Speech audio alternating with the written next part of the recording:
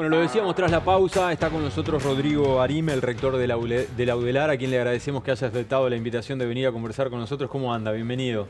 Muchas gracias por la invitación y es un gusto estar esta mañana con ustedes. Buen Bien, día. bueno, de alguna manera vamos a hablar de educación, obviamente, pero estamos en la recta final del año y podríamos hacer un balance para saber cómo ha sido el comportamiento del estudiantado uruguayo y bueno, de alguna manera si la UDELAR también pudo cumplir con esos requerimientos, al margen de que siempre se hace una planificación previa y dice, bueno, vamos a caminar por acá. ¿Se pudo cumplir con todo? ¿Cómo están cerrando el año?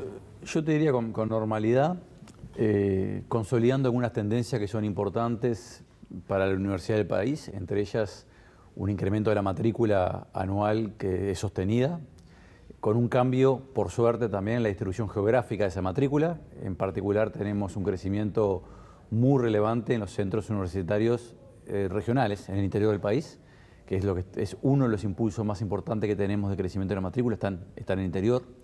Eso es muy buena cosa como proceso político institucional y como respuesta también a la necesidad del país de tener una universidad mucho más presente en todo el territorio nacional. Y a la misma vez también con un crecimiento importante de los egresos, que era otro elemento que venimos siguiendo con un poquito de detenimiento. Pero yo diría, en general, se ha cumplido lo planificado con algunas luces amarillas que nos preocupan. ¿En dónde? Y bueno, tiene que ver con los ingresos a la Universidad de la República y con los tránsitos desde educación media superior hacia la vida universitaria. Yo les comentaba antes de ingresar al aire que estamos encontrando algunas dificultades en donde los rendimientos de los estudiantes en los primeros semestres de las carreras, en particular aquellas donde hay matemáticas, métodos cuantitativos, se ha deteriorado con respecto a los niveles que teníamos antes de la pandemia. Y Que es una inquietud que han marcado los decanos también, ¿no? Sí, y la Universidad de la República ha tomado algunas medidas. De hecho, este año tenemos un programa para atender específicamente esta realidad. Habíamos tenido durante la pandemia, elaboramos cursos propedéuticos para intentar nivelar antes del ingreso a la vida universitaria, más teniendo en cuenta que la pandemia no afectó en forma uniforme ni al territorio ni a los distintos liceos. Pero la raíz está en la pandemia o en que hay una insuficiencia del abordaje de estos temas en los años previos. Yo te diría, nuestra principal conjetura es que la pandemia tiene un efecto de largo plazo que muchas veces la sociedad uruguaya no termina de capturar. Hay como cierto imaginario, entendible, en que la pandemia terminó y culminó el momento en que se abrieron las posibilidades de volver a convivir diariamente de forma normal. Las famosas perillas. Exactamente. Pero lo cierto es que la pandemia es esperable que esto suceda y en el mundo también se encuentran en otros sistemas educativos. Veamos, hay estudiantes que durante el liceo tuvieron 2 años de formación en situaciones que no son normales, ¿sí? Muchos de ellos con periodos relativamente prolongados de no presencialidad, en algunos casos estudiando desde sus casas en condiciones que no son las adecuadas. Entonces es razonable que ello tenga afectaciones sobre las trayectorias formativas. ¿Qué sucede? Yo creo que al Uruguay le ha faltado una reflexión profunda en esta materia y reconocer que tenemos que tener instrumentos para atender esta realidad. La realidad es, yo diría, las cicatrices, las heridas educativas, hay en otras áreas también, que en los jóvenes ha dejado la pandemia.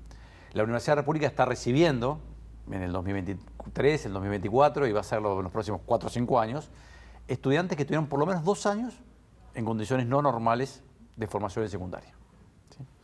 Y yo creo que eso tiene una afectación que además es desigual y eso es otro problema que nos preocupa porque efectivamente no es lo mismo estudiantes, hasta territorialmente, ustedes recordarán que hubo en algunos lugares del país, como en Rivera, donde hubo más restricciones que en otros como en Montevideo. Bueno, eso tiene efectos también que tenemos que ser capaces de capturar y mitigar.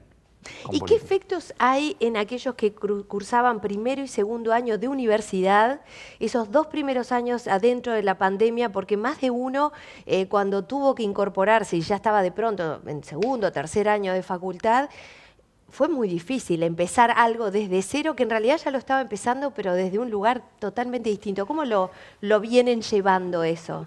Yo te diría, hay una cosa que es importante señalar, es que ante situaciones tan extremas y extraordinarias como la pandemia, creo que la Universidad de la República logró mantener el funcionamiento en el área de la enseñanza de una manera muy sólida en cualquier comparación internacional razonable. Pero, a ver, hay estudiantes que ingresaron en el 2020 y están en la mitad de su carrera y no habían pisado muchas veces un local universitario. Exacto. ¿No?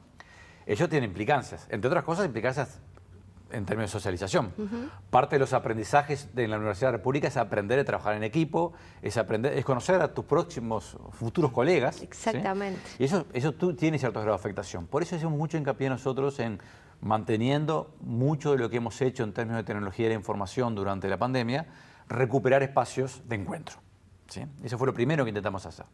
Entonces, esa generación, yo diría, ahí tiene una afectación también, pero hemos logrado encontrar que han evolucionado y han avanzado en su formación de una manera razonable y están egresando. Muy bueno. Ahora, rector, usted trato de llegar a una reflexión. Usted dice que durante la pandemia la forma en que se estudió ha generado algunas secuelas. Y hay quienes sostienen que hoy la educación va por lo virtual. Y se instalan en decir que tiene que haber cursos virtuales y que no necesariamente se debería ir a un aula para cursar una carrera. ¿Y ahí cómo se hace? Porque yo te diría, en primer lugar, yo soy partidario claramente, y lo hice durante la pandemia, lo impulsamos durante la pandemia, del uso de las tecnologías de la información para democratizar la enseñanza y para asegurar el acceso a la enseñanza. Lo que creo que hay que ser muy cuidadoso es en no construir espejitos de colores en estas áreas. Y te voy a contestar en dos planos distintos, para que entendamos lo que estamos diciendo. Hay experiencias, por ejemplo, de universidades virtuales de calidad en el mundo. En el caso de España, por ejemplo, la Universidad Abierta Española es un caso de eso. Tiene una tasa de abandono del orden del 85%. La virtualidad no asegura la permanencia. La tasa de desvinculación cuando los cursos son exclusivamente virtuales es muchísimo más alta que en el marco de la presencialidad. Por tanto, hay que ser muy cuidadoso en esto, decir, es más barata para el Estado y para las políticas públicas. Es como descansarse en algo, decir, bueno, me coloco, aseguro el acceso y no me preocupo de este problema. Pero está la calidad también. Y bueno, y está el tema de la calidad, y yo diría lo que es mucho más importante, porque eso está identificado de vuelta en estudios internacionales, en particular para Estados Unidos, que son una señal de alerta, es que durante la pandemia pasaron dos cosas. Los estudiantes que provenían de hogares contenidos, con cierto nivel socioeconómico, con cierta trayectoria formativa, no tuvieron una afectación relevante en su formación durante la pandemia producto de la virtualidad. A los que les fue mal fueron los estudiantes que provenían de hogares más vulnerables. Claro. ¿Por qué? Porque se requieren más apoyo. Se requieren más procesos de acercamiento del docente al estudiante, de entender sus dificultades, de intentar orientarlo en su proceso de estudio. Y esa carencia es muy clara, que la afectación fue tan desigual, en donde encontramos básicamente una ausencia de afectación para los estratos más altos de la sociedad y una afectación relevante para los estudiantes universitarios que provenían de trayectorias formativas o más frágiles y de hogares también más vulnerables. Ahora ahí me surge la duda, rector, de cuál hubiese sido el mejor camino, porque sé que a veces es difícil hacer un juicio de valor, pero tenemos por lo menos más elementos con el diario del lunes, ¿no? Y uno se pregunta, bueno, ante este problema de abandono que tenemos en secundaria, lo mejor quizás hubiese sido que eliminemos la repetición o tal vez decir, bueno, que esos chicos retomen y cursen un nuevo año con normalidad para que esa brecha o ese problema del que hablan hoy los decanos, particularmente de matemática y de carreras con métodos cuantitativos en este caso, no sean un problema para la academia hoy.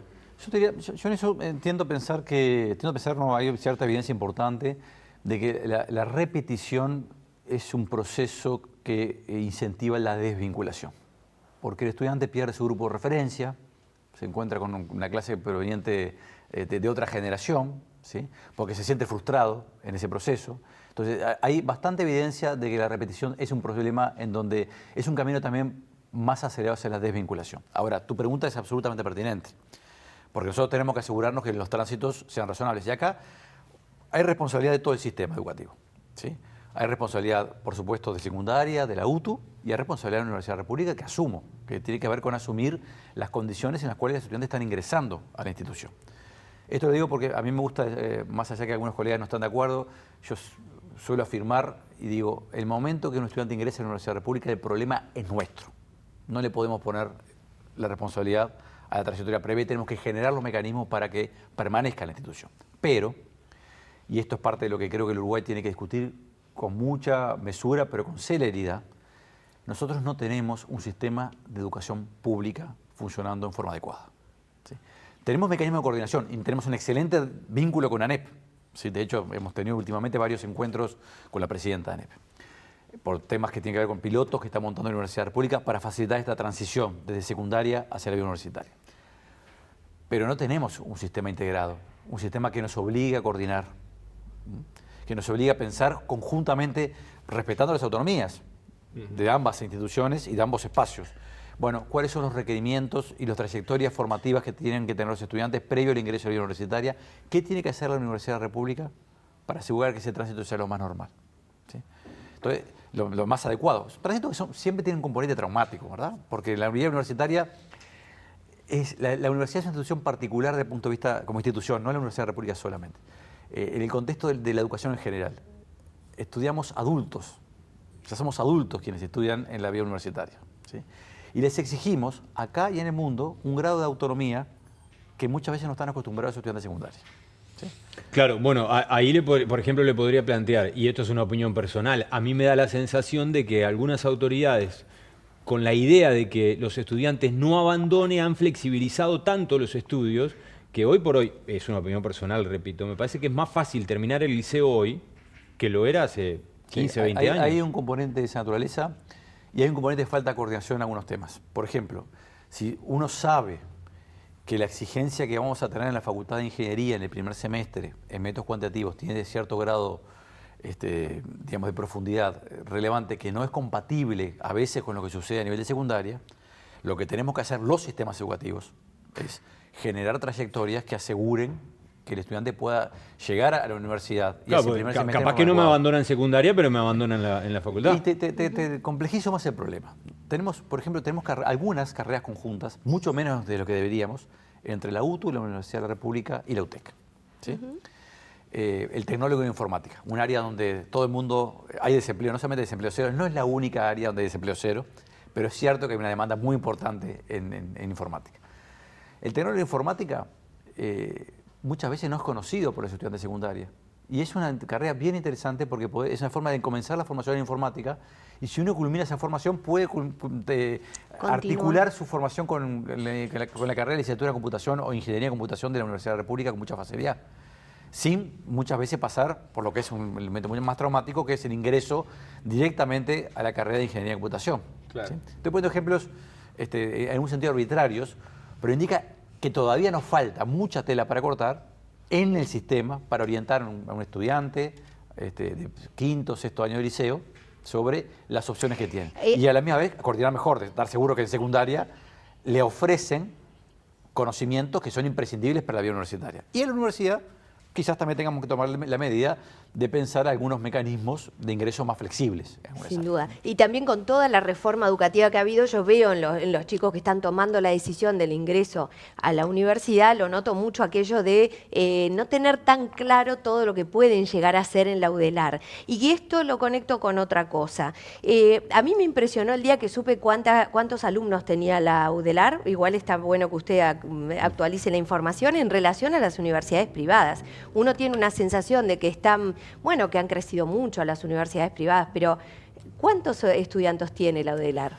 La Universidad de la República en este momento tenemos más de 160.000 estudiantes en todo el territorio nacional. Son como 10 veces más que las más grandes de las privadas. Yo diría, hay una realidad estructural del sistema uruguayo que se ha mantenido en el tiempo, que es que la Universidad de la República es cerca del 80% de toda la matrícula de educación terciaria y superior, pero también del egreso. Y eso es un dato característico, porque quiere decir que la desvinculación es un problema de todo el sistema. Porque si fuera solamente la Universidad de la República, en el egreso deberíamos tener un peso relativo menor. Y sin embargo, se da esto ahora. Me voy con esto al presupuesto. Y lo otro que hay algunas diferencias, porque hay algunas áreas, por ejemplo, donde yo provengo, las ciencias económicas, donde hay el 60% contra el 40%. ¿Sí? En otras es el 100%. Química. Exacto. Química, básicamente, es el 100% es la Universidad de la República. Entonces, en esa realidad me parece que hay que entender también que la institución, tenemos un conjunto de obligaciones importantes, pero hay cosas que si no las hace la Universidad de la República, no se hacen en el Uruguay. Y ahí vamos a cuáles son las necesidades que tiene, justamente entendiendo lo relevante que es en el esquema educativo del Uruguay la UDELAR, qué necesidades está teniendo que aún no se han podido cubrir con los presupuestos que tiene asignados y qué mirada hay hacia el laudelar del futuro.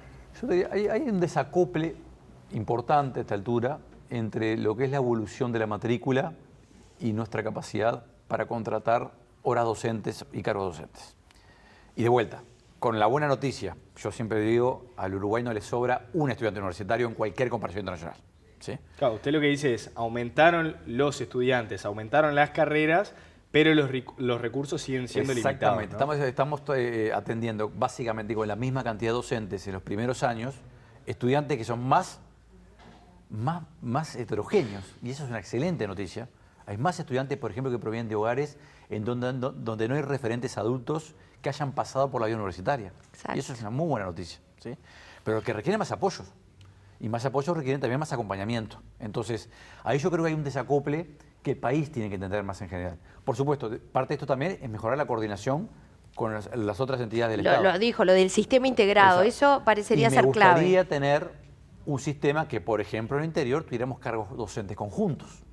Que hoy tenemos cooperación, pero a veces firmamos convenios, decenas de convenios para que docentes nuestros den clases en la UTEC, lo cual nos parece estupendo. Pero nos sería mucho más fácil si tuviéramos docentes conjuntos en el sistema, en el interior, para decir, bueno, los cursos de matemáticas de los primeros años de esta carrera, de la UTEC, de la UTU, de la Universidad República, lo da el mismo docente y en grupos integrados. Claro. Perfecto. Rector, Ese sería alguna de las Claro. elementos. Rector, una consulta. En el final, bájeme un número. Bájeme un número a tierra. ¿Cuánto necesitan? Yo creo, mire, para poner un ejemplo más general, te voy a bajar un número en términos porcentuales.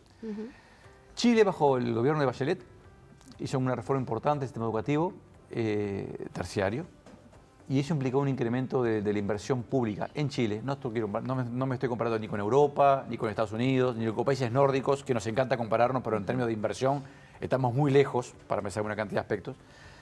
Pasó de invertir 0.8 del PIB en educación superior a 1.2. ¿Sí? Nosotros estamos en 0.7, 0.75, depende del año.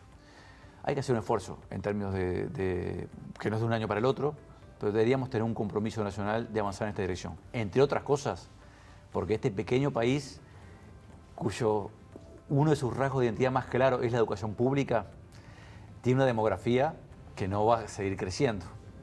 Hemos terminado el proceso de transformación. El bono demográfico hay que aprovechar. Demográfica. Entonces, la única apuesta razonable que tiene Uruguay es apostar que los jóvenes tengan cada vez más formación. Entonces, ahí tenemos todavía, yo creo, un compromiso nacional que asumir, que tiene que ver con paulatinamente, con responsabilidad, pero dando horizontes claros, ir aumentando la inversión. Hacemos algunas apuestas. El año que viene vamos a empezar en Soriano y Colonia, pese a todas estas dificultades. ¿Sí? Pero tenemos que lograr sostenerlo con horizontes largos, que a veces trasciendan un solo periodo de gobierno. Quedó claro. Superar el 1% está claro. Llegar hasta dónde habría que llegar. Y quizás compararnos con Chile. El Claro. 1.2. Ni más ni menos, Tener compararnos con un ese país que objetivo. tiene un nivel de desarrollo relativo parecido al nuestro. Perfecto. Rector, muchísimas gracias por estos minutos. Las seguimos en cualquier momento. Muchísimas gracias a ustedes.